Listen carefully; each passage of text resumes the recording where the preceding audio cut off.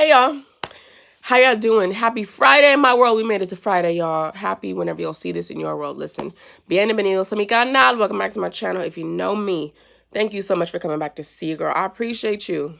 I truly do. If you do not recognize this face right here, my bad. My name is Latrice. Nice to meet you.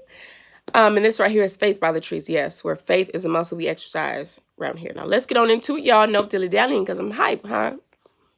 Y'all can hear my voice. Yes, the germs are trying to get me, but I won't let them.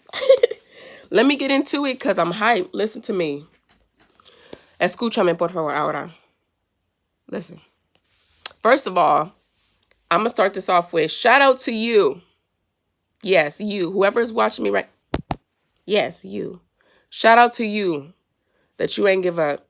Shout out to you that you're growing. Shout out to you for still waking up every day, still getting up every day, doing what you got to do. Shout out to you for putting groceries in your house. Meanwhile, groceries cost an arm and two legs. Shout out to you for taking care of your family. Shout out to you, but for running that business. Shout out to you for publishing that book. Shout out to you for writing that script. Shout out to you for getting the finances together. Shout out to you. Absolutely. Because it's hard out here for a pimp. Listen to me. Let's get into the message, though. I listened to a sermon this morning, and I forgot what it's called. It don't even matter right now. But the point is, it came out of Mark chapter 9, and it was like, basically, Jesus heals a demon-possessed boy, right? So boom, this will happen. So this man, he's a father. He has a son who is demon-possessed. Just follow me real quick, okay? And he sees Jesus walking up, and he runs over. He's like, Jesus, can you please heal my son? He's been possessed by this demon since he was a kid, like his whole childhood, right? Side note, sidebar. Remember we talked about this? How do you kill a king? Like, it's not when he's all, grown man. I'm able-bodied. I got all that. You kill him when he's young. So that's the whole thing. Keep that in mind. He's like, my son has been demon-possessed since childhood. The demon, it convulses him. It throws him down. It throws him into the water. It throws him into the fire. It's trying to drown him. It's trying to burn him. It's trying to kill him. All the things. Can you please help him? Can you please cast it out? Jesus was like, if I can. What you talking about? What you mean, if I can? He was like, don't you know that all things are possible to those who believe, right? Because this is what he said.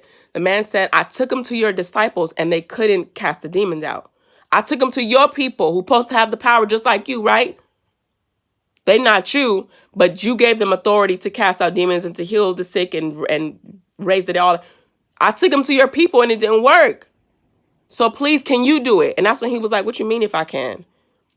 Anything is possible to those who believe. He said, I believe. Help my unbelief though. Oh God. What? I believe, but help my unbelief. And I feel like if am I the only one? Don't leave me out here by myself.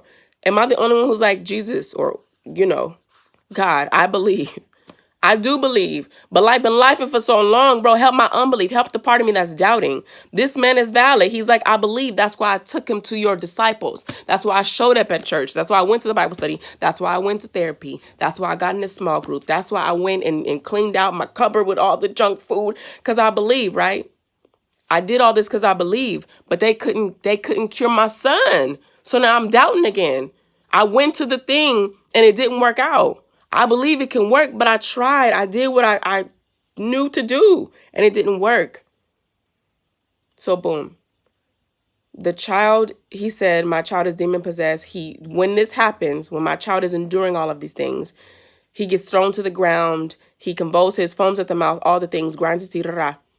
Jesus walks up and sees the boy, and immediately when the demon sees Jesus, he convulses and throws the boy down again, right? So soon as this demon seen power... Follow me.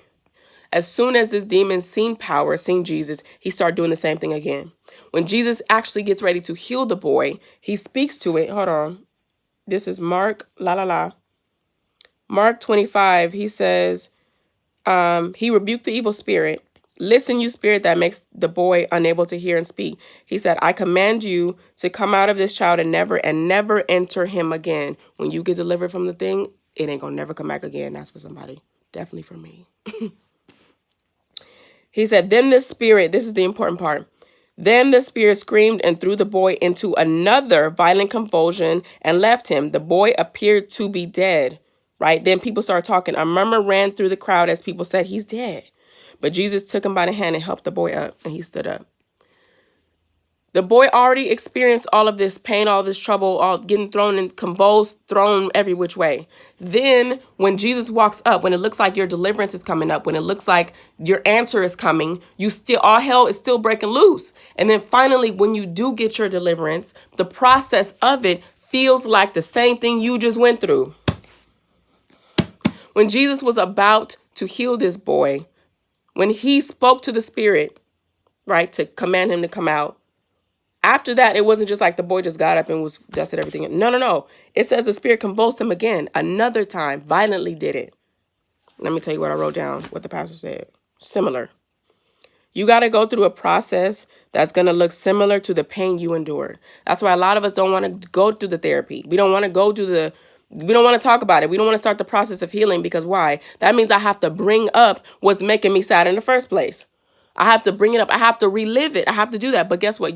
That's the process. It's going to seem like the same thing I just went through right now.